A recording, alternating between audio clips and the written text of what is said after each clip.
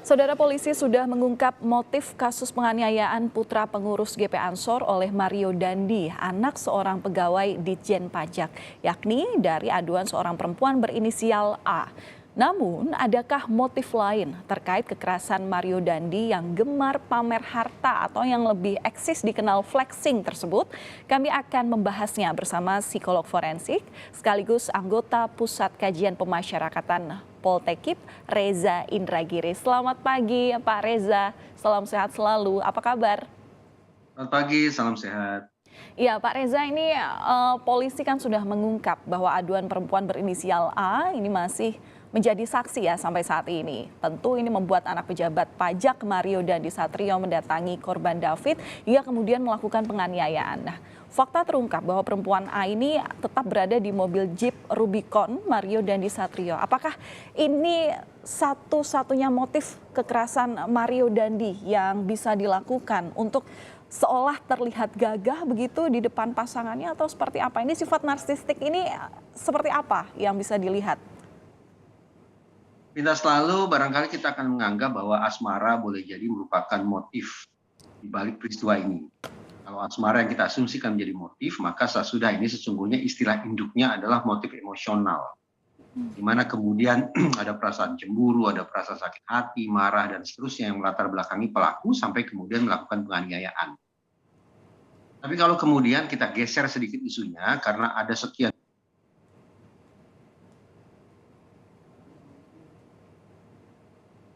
si tersangka memamerkan barang-barang mewah, maka kemungkinan bahwa aksi penganiayaan sedemikian rupa, ditambah lagi dengan direkam sedemikian rupa, adalah merupakan bentuk trofi, merupakan bentuk tanda petik prestasi yang ingin ditunjukkan oleh si tersangka kepada kekasihnya.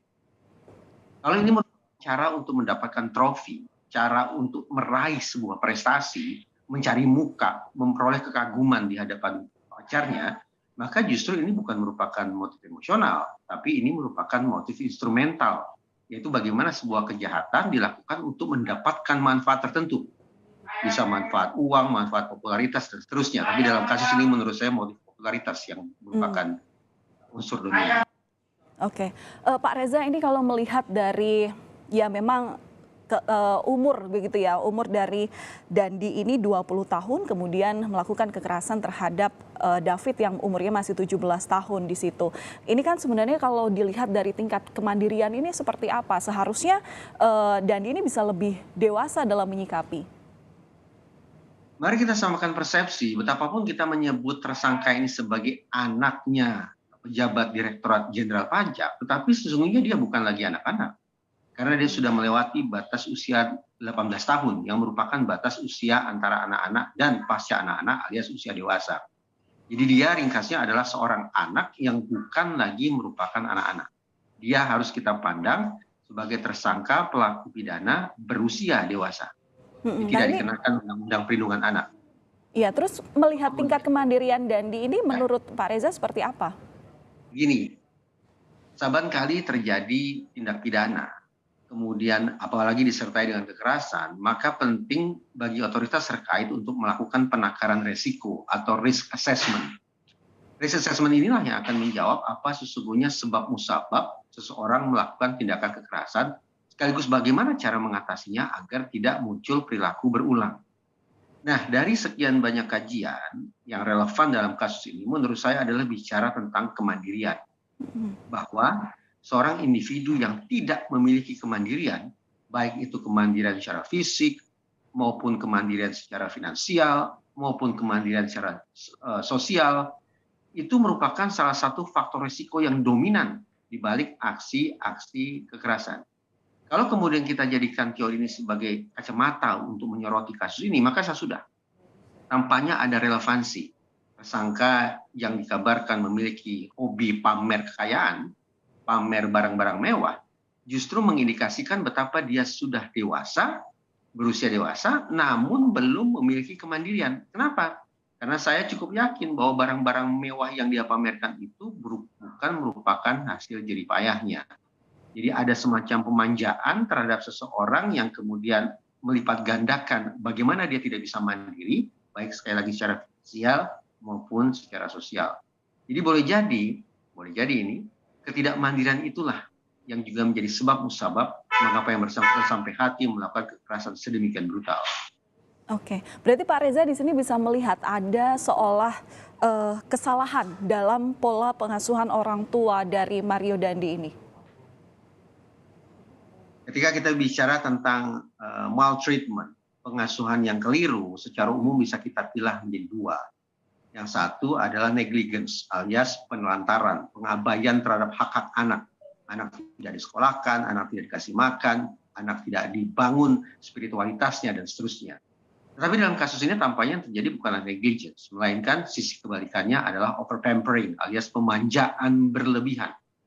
Pemanjaan berlebihan itulah yang terindikasi dari sekali lagi bagaimana tersangka ini mengendarai kendaraan mewah, kemudian aksi koboi-koboyan di jalan, direkam pula dengan cara sedemikian rupa. Ini yang mengindikasikan sebagai pemanjaan berlebihan alias overpampering.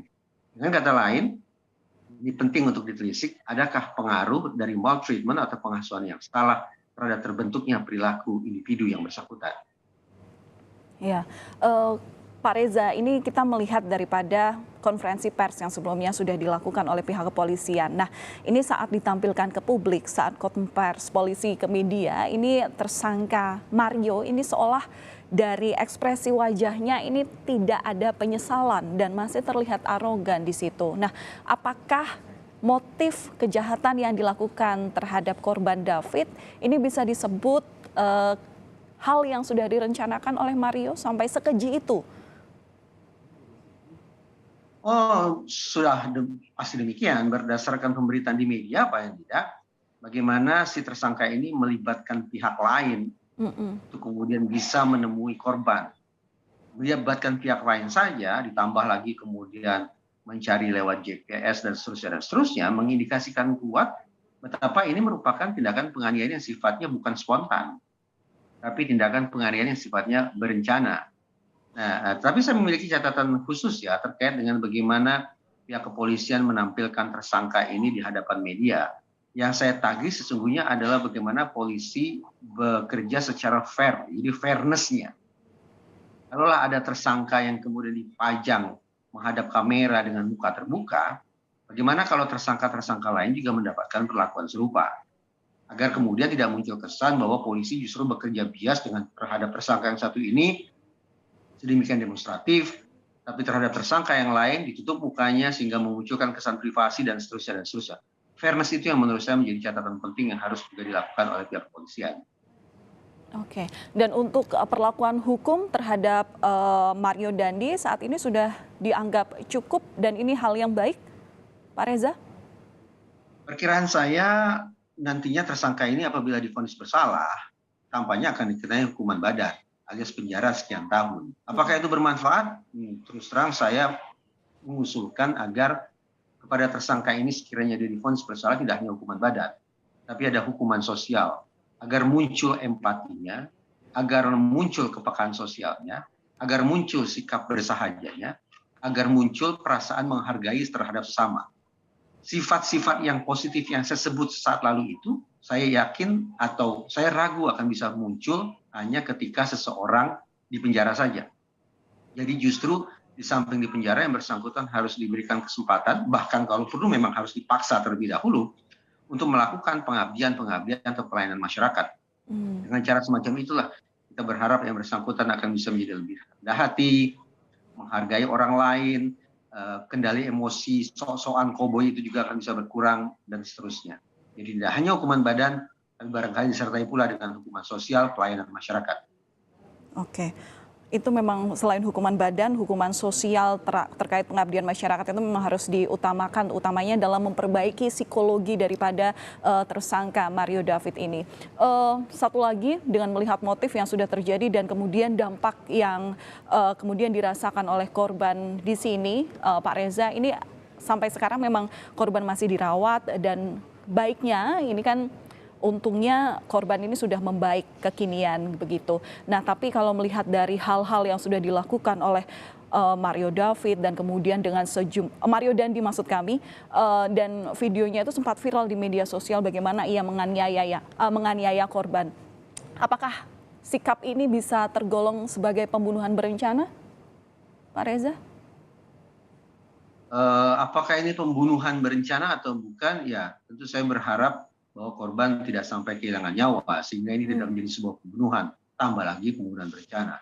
Kalau saya justru ingin mengatakan bahwa ya saya bersyukur alhamdulillah bahwa korban dikabarkan sudah mulai siuman, sudah mulai sadar, sudah mulai responsif. Tetapi penting untuk kita pahami bahwa cedera itu tidak hanya cedera fisik, tapi juga cedera psikis. Karena saya bayangkan ada ketakutan luar biasa, ada kengerian yang sangat dahsyat, ada trauma yang dialami korban ketika dia mengalami penganiayaan yang sedemikian jahat. Barangkali juga dia akan mengalami keterbatasan sosial yang cukup serius. Apakah dia bisa melanjutkan sekolah? Kalau dia bisa melanjutkan sekolah, apakah dia akan bisa mengikuti pelajaran sebagaimana teman-temannya? Akankah dia tanda petik kemudian harus mendapatkan perlakuan yang berbeda dikarenakan ada kondisi spesifik kemampuan belajar yang berkurang drastis akibat adanya cedera di bagian kepala. Nah, saya pikir cedera yang sifatnya multidimensional ini juga harus diangkat oleh pihak kepolisian, juga harus diangkat oleh pihak KPAI untuk memunculkan keinsafan kita bersama bahwa yang namanya korban kekerasan tidak melulu kekerasan itu berdampak terhadap fisik, tapi juga berdampak secara psikis, bahkan juga berdampak secara sosial. Akankah kemudian kerugian yang majemuk ini nanti juga akan diganti rugi oleh pihak tersangka? Ya, saya terus terang berharap demikian. Walaupun jangan diartikan bahwa ganti rugi atau restitusi merupakan pembayaran lunas terhadap segala penderitaan korban. Ya, oke, baik. Pak, satu saja singkat dari kasus ini, dari kasus Mario Dandi ini, apa pesan yang bisa dipelajari oleh masyarakat Indonesia, baik utamanya terkait pola pengasuhan orang tua ataupun juga untuk meningkatkan psikologi atau kesadaran supaya kejahatan seperti ini tidak terulang lagi di tengah masyarakat? Bagaimana yang tadi saya katakan, tidak terlalu kemungkinan ada maltreatment alias pengasuhan yang tidak begitu tepat, berupa over pampering alias pemanjaan yang berlebihan. Nah, terlebih lagi aksi pamer kemewahan semacam itu akan bisa melukai hati masyarakat banyak. Saya bayangkan bahwa kenapa masyarakat termasuk warganet menjatuhkan sanksi sehebat-hebatnya kepada tersangka, bukan semata-mata karena tersangka sudah melakukan penganiayaan terhadap korban, bukan hanya itu. Tapi boleh jadi karena masyarakat sedang menghukum tersangka, karena tersangka sudah melukai hati masyarakat yang hari ini harus kita katakan tidak sedang baik-baik saja. Ada kesulitan multidimensional yang dihadapi oleh kita semua. Bisa sudah, siapapun yang hari ini melakukan keonaran, bersiaplah untuk berhadapan dengan pidana sekaligus sanksi sosial yang sehebat-hebatnya. Ya, tentu masyarakat semoga seluruhnya siapapun yang terlibat dan melihat dari kasus ini bisa menjadikan pelajaran supaya memang kita sebagai masyarakat ini bisa meminimalisasi adanya kekerasan di tengah masyarakat dan kemudian kesadaran dalam mendidik anak ini bisa terus diterapkan terhadap orang tua, utamanya pengawasan tidak hanya di bawah umur tapi sampai umur berapapun ketika statusnya masih menjadi seorang anak. Terima kasih sudah berbagi informasi bersama kami di Sapa Indonesia akhir pekan kali ini, Pak Reza Indragiri, anggota Pusat Kajian Pemasyarakatan Poltekkip. Salam sehat selalu. Terima kasih, salam sehat.